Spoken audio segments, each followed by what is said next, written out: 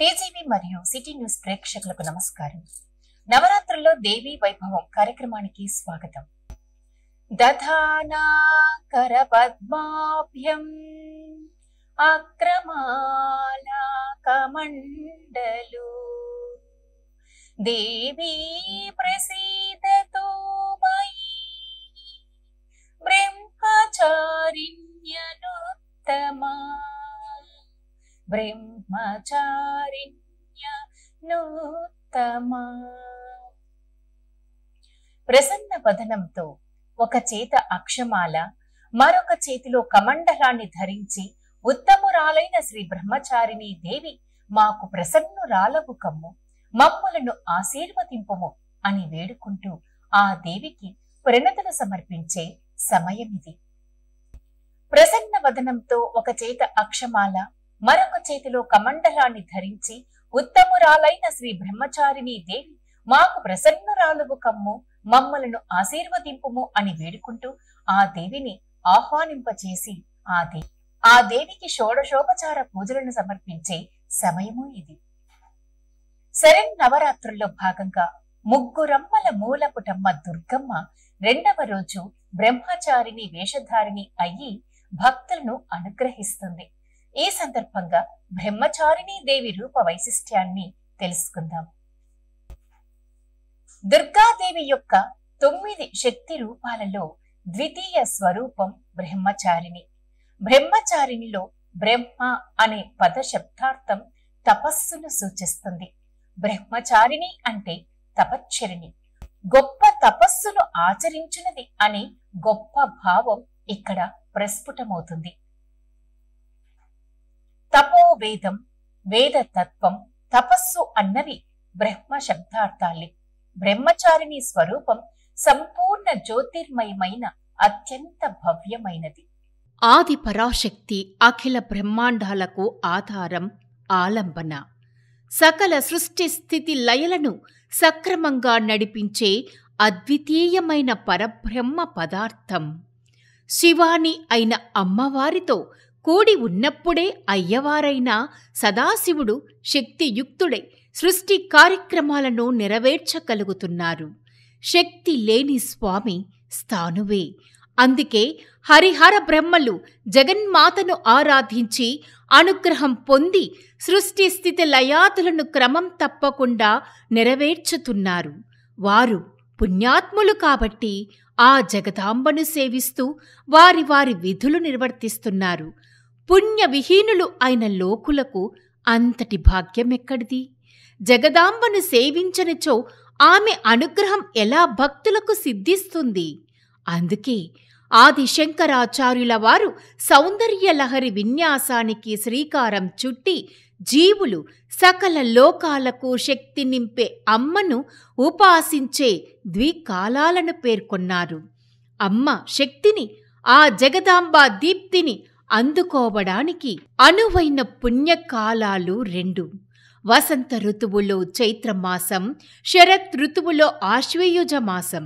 అయితే శక్తి ఆరాధనకు రాత్రి సమయాలే ఫలదాయకాలని విఘ్నుల విశ్వాసమని భావించి శరత్ ఋతువులో ఆశ్వయుజ మాసంలో నవరాత్రుల పేరిట ఆ దుర్గమ్మను నవరూపాలలో అర్చించి సేవించి భక్తులు తమ తమ కోరికలను నివేదించుకునే పవిత్రమైన సమయమిది. సనాతన సంప్రదాయంలో నవరాత్రుల్లో 9 రోజులు దుర్గాదేవి రూపాలను పూజిస్తారు. నేడు నవరాత్రుల్లో 2వ రోజు. ఈ రోజు దుర్గాదేవి అవతారాల్లో 2వ అవతారమైన బ్రహ్మచారిణిగా భక్తుల పూజలను అందుకుంటుంది ఆ మాత. బ్రహ్మచారిణి అంటే అనంతం అని అర్థం. బ్రహ్మ అంటే అన్నీ తెలిసిన, తానే జగత్తుగా కలిగిన, స్వయంగా దైవం, జ్ఞానం కలిగిన అనే అర్థం. బ్రహ్మచారిణి జ్ఞానం, తపస్సు కలిగిన దేవతగా పరిగణించబడుతుంది. తనను ఆరాధించే భక్తులకు దివ్య జ్ఞానాన్ని ఇస్తుంది. తెల్లని చీర ధరించి కుడి చేతిలో జపమాల, కమండలం, ఎడమ చేతిలో కలశం ధరించి ఉంటుంది. ఈమెకు మరో పేరు మంగళ దోషం తీర్చే అమ్మవారు అని. ఆ వివరాలేంటో చూద్దాం.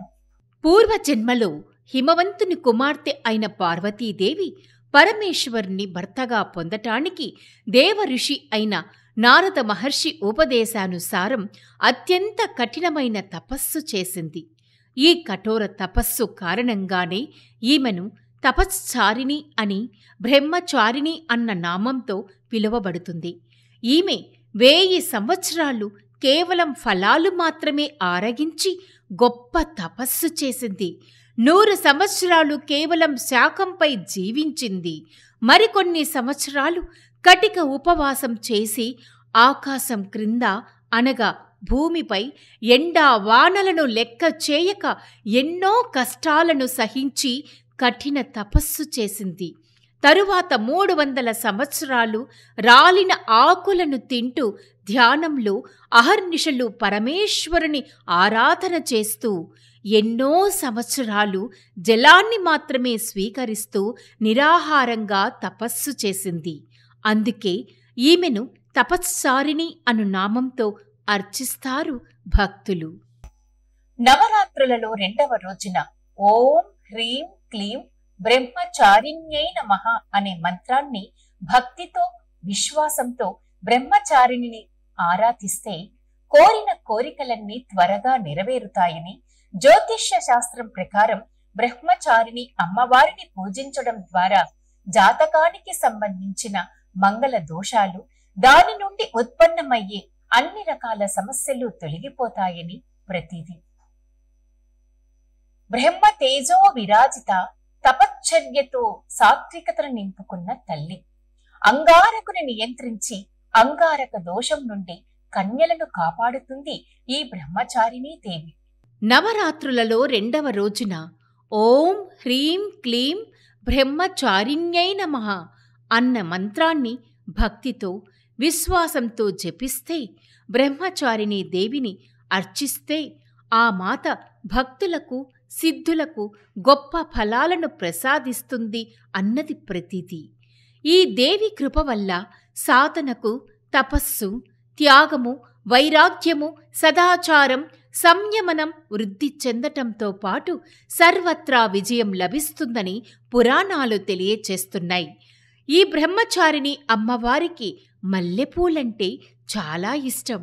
ఈ మాతను తాజా మల్లెపూలతో పూజిస్తే సర్వత్రా సిద్ధి విజయాలు లభిస్తాయట. ఈ సమయంలో అమ్మవారిని దధానకర పద్మాభ్యం అక్షమాల కమండల దేవీ ప్రదాతు మయి బ్రహ్మచారిణ్యనుత్తమ అన్న మంత్రంతో పూజించాలి. ఇంద్రకీలాద్రి పర్వతంపై కొలువై ఉన్న కనకదుర్గమ్మ ఆలయంలో దుర్గాదేవి నవరాత్రుల్లో భాగంగా అనగా 23వ తేదీ మంగళవారం 2వ రోజున గాయత్రీదేవిగా భక్తులను అనుగ్రహిస్తుంది ఆ దుర్గమ్మ. అలాగే శ్రీశైల క్షేత్రంలో కొలువై ఉన్న శ్రీ భ్రమరాంబికాదేవి బ్రహ్మచారిణిగా దర్శనమిస్తున్నారు. అలాగే తెలంగాణ ప్రాంతంలో ప్రకృతి ఆరాధనలో భాగంగా పూలను మేరు పర్వతంలా పేర్చి పార్వతీదేవిగా భావిస్తూ నవరాత్రులు మహిళలు ఎంగిలి పూలతో బతుకమ్మను పేర్చి ఒక్కో రోజు ఒక్కో దేవతా ఆరాధనగా పిలుచుకుంటూ అర్చిస్తారు. ఈ రోజు 2వ రోజు అటుకుల బతుకమ్మగా ఆరాధిస్తారు. ఇక మన కర్నూలు నగరంలో ప్రధాన అమ్మవారి ఆలయాలు శ్రీ వాసవి కన్యకా పరమేశ్వరి దేవి ఆలయాలు. ఆర్యవైశ్యుల కులదేవత శ్రీ వాసవి దేవికి నవరాత్రుల్లో పలు అలంకారాలతో దసరా ఉత్సవాలను అంగరంగ వైభవంగా నిర్వహిస్తారు. ఆ ఉత్సవ వైభవమేంటో చూద్దాం. శ్రీ మహాగణాధిపతే నమః, శ్రీ సరస్వత్యే నమః, శ్రీ గురుభ్యో నమః, శ్రీమాత్రే నమః. కళాభ్యాం చూడాలంకృత శశికళాభ్యాం నిజతపఃఫలాభ్యాం భక్తేషు ప్రకటిత ఫలాభ్యాం భవతు మే శివాభ్యాం అస్తోకాత్రిభువన శివాభ్యాం హృది పునర్భవాభ్యాం ఆనందస్ఫురదనుభవాభ్యాం నతిరియం. దేవి శరన్నవరాత్రుల్లో ఈరోజు 2వ రోజు. అమ్మవారు శరన్నవరాత్రుల్లో బ్రహ్మచారిణి రూపంలో 2వ రోజు ప్రతి చోట కూడా దర్శనమిస్తూ ఉంటుంది.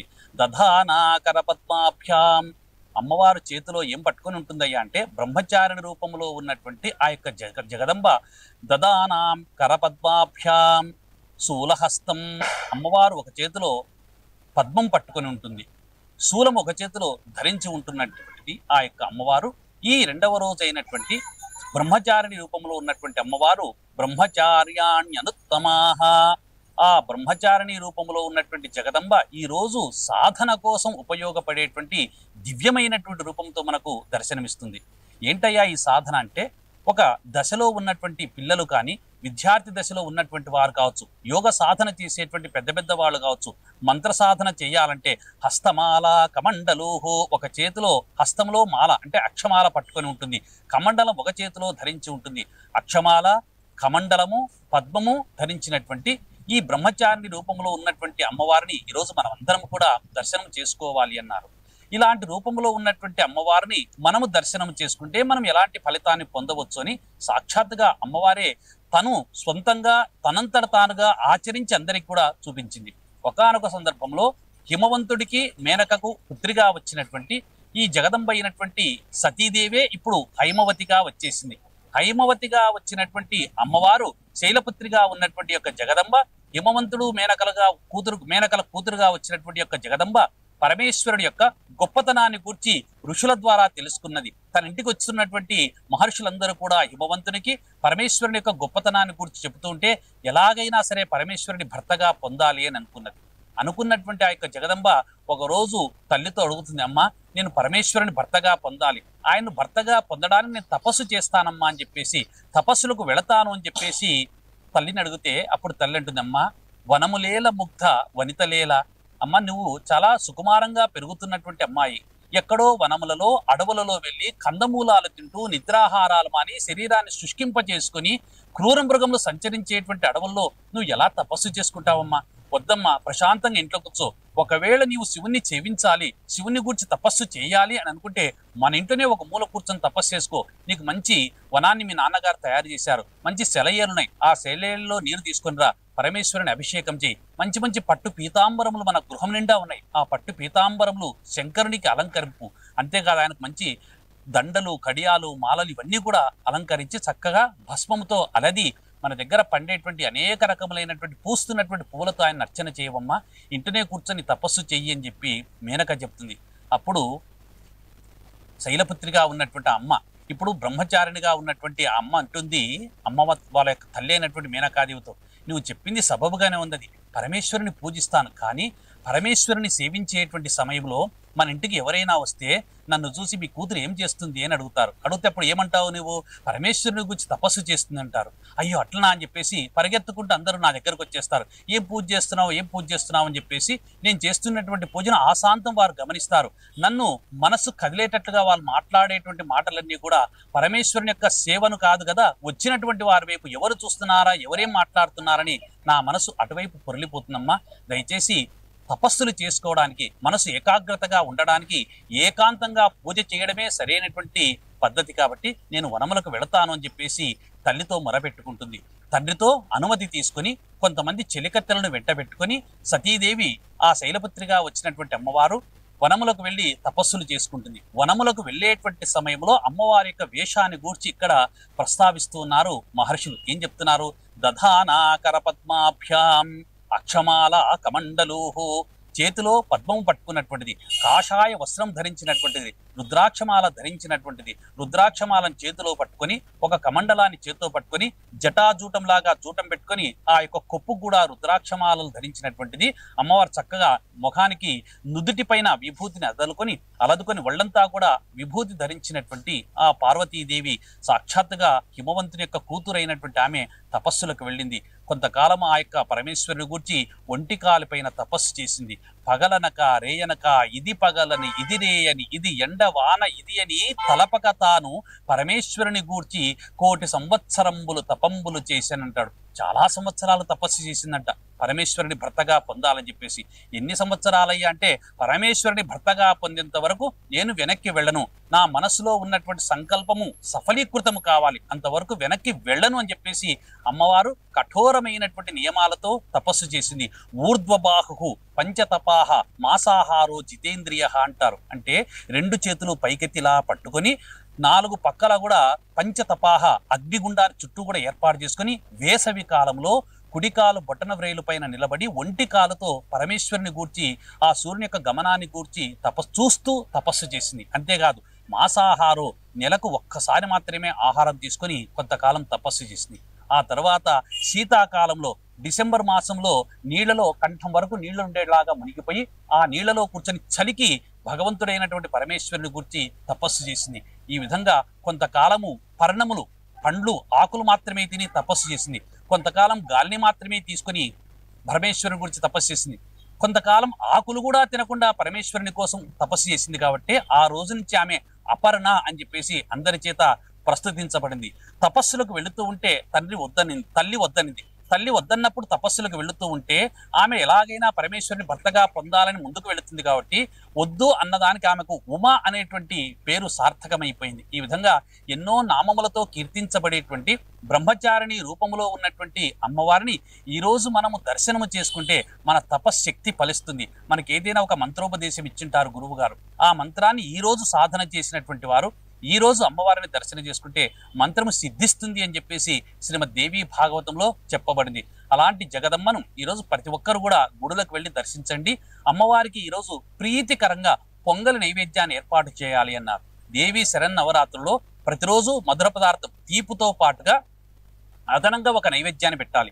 ఈ పెట్టేటువంటి నైవేద్యం ఈ రోజు వచ్చేసి పొంగల్ని, అమ్మవారికి నెయ్యితో వేసినటువంటి పొంగల్ని నివేదన చేయాలి. ప్రతిరోజు సాయంకాలం గుడికి వెళ్ళి అమ్మవారిని దర్శనం చేసుకోవాలి.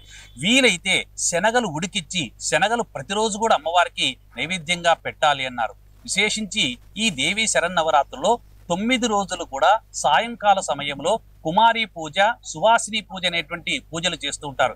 చిన్న పిల్లలను పూజిస్తూ ఉంటారు. 2 ఏళ్ల పైబడినటువంటి పిల్లలను, 10 ఏళ్ల లోపల ఉన్నటువంటి పిల్లలను చేసేటువంటి పూజలు వచ్చేసి కుమారి పూజలు అంటారు. ముత్తైదువులకు చేసేటువంటి ఉపచారాలు, పూజలను వచ్చేసి సువాసిని పూజలు అంటారు. ఈ సువాసిని పూజలను, కుమారి పూజలను ప్రతిరోజు కూడా ఆచరించవచ్చు. ఆచరించేటువంటి సమయంలో తగు జాగ్రత్తలతో పిల్లలను చక్కగా అలంకరించి అమ్మవారిగా అలంకరించి పూజించాలని చెప్పేసి దేవి భాగవతంలో చెప్పబడింది.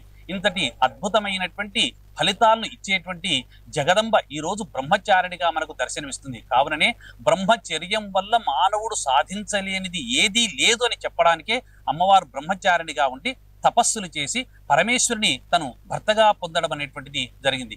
నిజానికి పరమేశ్వరుని భర్తగా పొందాలంటే ఎంతో తపస్సు చేయాలి. ఎన్ని తపస్సులు చేసినప్పటికీ కూడా భగవంతుడు ప్రత్యక్షం అవుతాడా అంటే ఆయన ఎన్నో రకాలుగా మనల్ని పరీక్ష చేసేటువంటి ప్రయత్నం చేస్తాడు.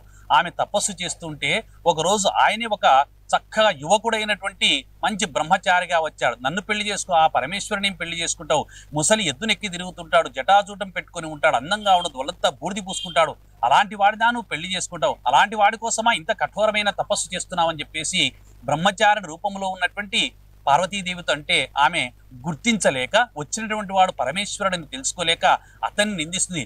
వీడట బ్రహ్మచార్యట, వచ్చినటువంటి వాడు బ్రహ్మచారి అయినటువంటి వాడు పరమేశ్వరుని యొక్క భక్తుడై ఉండాలి. కానీ వీడు శివనింద చేస్తున్నాడు, వీని పళ్ళు రాలగొట్టి బయటికి దొబ్బండి అని చెప్పేసి చెలికత్తెలను పురమాయిస్తుంది. చెలికత్తెలు కూడా ఆయన బయటకు దొబ్బాలని ప్రయత్నం చేస్తే అప్పుడు వారికి ఎవ్వరికి కూడా దొరకకుండా పరమేశ్వరుడు అందరి నుంచి కూడా తప్పించుకొని ఆయన ఎన్నో రకాలుగా ఇబ్బందులు పెడతారు. చెవులు పట్టుకొని గుంజీలు తీయిస్తారు, అతని చేతిలో ఉన్నటువంటి దండాన్ని లాక్కుంటారు. ఎన్ని చేసినప్పటికీ కూడా పరమేశ్వరుడు తప్పించుకొని పోయి మట్టసంగా ఒక మూలకు వెళ్ళేసి పార్వతీదేవి ఎదురుగా నిలబడి వృషభ వాహన రూఢై అంత అందంగా అమ్మవారికి దర్శనమిస్తాడు. బ్రహ్మచారిణి రూపంలో ఉన్నటువంటి అమ్మ తన తపశ్శక్తి ఫలితంగా పరమేశ్వరుని సాక్షాత్కరింపజేసుకుంది, ఆయన్నే భర్తగా పొందింది. కాబట్టి ఎవరైనా మంత్ర సిద్ధి పొందాలనుకునేటువంటి వారు, అనుకున్నటువంటి కార్యాన్ని సాధించుకోవాలి అనుకున్నటువంటి వారందరూ కూడా ఈ రోజు అమ్మవారు బ్రహ్మచారిణి రూపంలో ఉన్నటువంటి జగదమ్మను దర్శించుకొని తమ యొక్క మనసులో ఉన్న సంకల్పాలన్నీ కూడా సఫలీకృతం చేసుకోవాలని చెప్పేసి మనస్ఫూర్తిగా విశ్వసిస్తూ ఉన్నాం. హరి ఓం తత్సత్.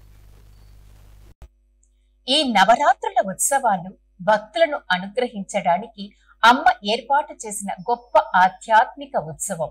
నిత్యం లౌకిక కాలమాయలో నిజం గుర్తించక తిరిగే మానవాళికి ధర్మాలను చూపి మార్గదర్శనం చేస్తుంది ఆ తల్లి.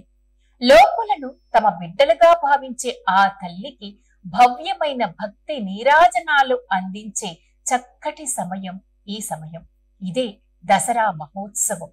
రేపు ఆ జగజ్జనని ధరించే మరో అలంకార విశేషాలతో ఇదే సమయానికి ఇక్కడే కలుద్దాం. ఓం శక్తి.